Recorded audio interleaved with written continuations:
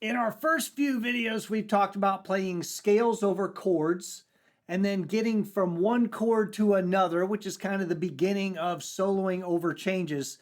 Now I want to pivot a little bit and introduce some musical concepts that are eventually going to lead to us playing a solo that actually says something rather than just noodling over these changes. And I want to talk about hooks.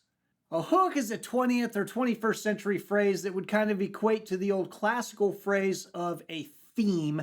Remember your sonata allegro form, and we talk about the theme 1 and theme 2.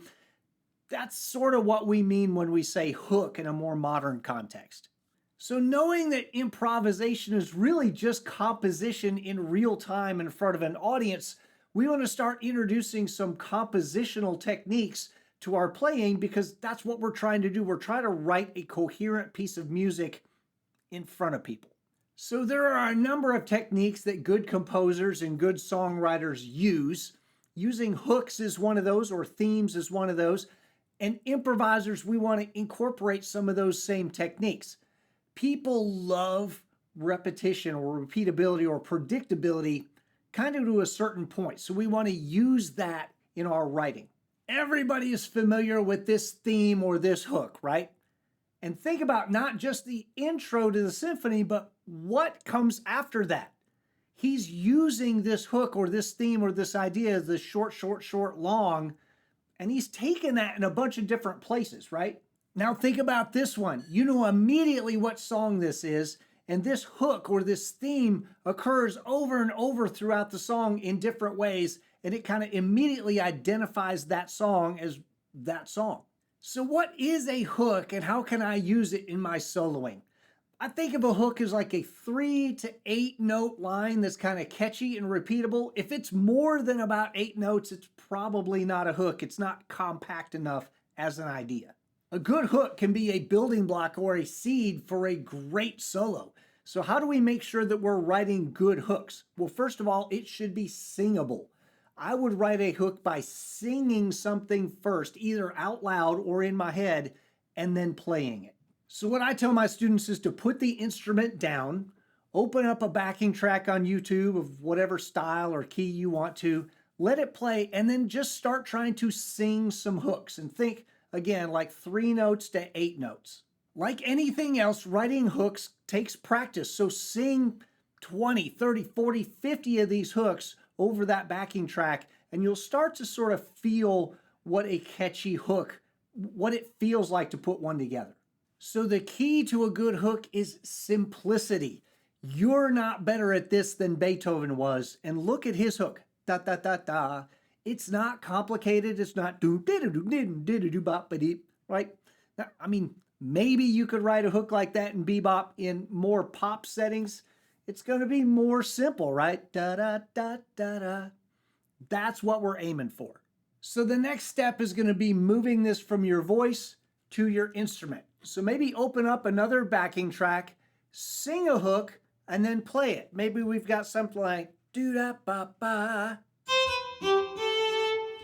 Do this 8, 10, 20, 50 times, whatever it takes to get good at singing something and then playing it. The next step is to take one of those hooks and see what you can do with it. Play it. Now play it up or down by some interval. Maybe play it in a different mode. Switch it from to maybe play it at half speed. Play it faster with a different rhythm. Another thing you can do is kind of invert the intervals. Instead of going down, down, up, maybe go up, up, down. So there are so many things we can do with a hook that are going to vary it, that are going to keep some interest in our audience while letting them hang on to something that's repetitious.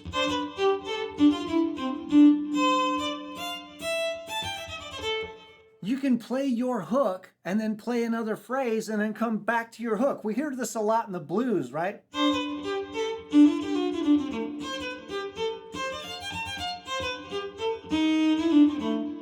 Think think about shifting your hook with respect to the downbeat, something like this example here. There's a thing I like to call the rule of three, where we're going to play a line 3 times, but the third time change it up a little bit. It gives your audience the idea that they think they know what's coming, and then you throw them a change up, right? So in your practice time this week, work on some hooks. Learn how to write hooks by singing them first and then playing them, and then sort of seeing how many ideas you've got where you can take that hook and twist it and move it around in 100 different ways. All of this is going to have the effect of making your solo sound a little bit more thought out, sound a little bit more planned, sound a little bit more organized. Also, if you've got 20 or so solos in the course of a night, how many original ideas do you really have? If you're using 8 or 10 original ideas in a solo, and then you've got 19 more solos to play tonight, it could be a pretty long night.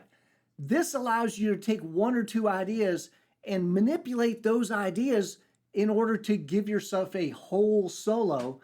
And now the next solo, maybe you only need to use 1 or 2 ideas in that one, and it's going to allow you to get through the night and not run out of stuff to say.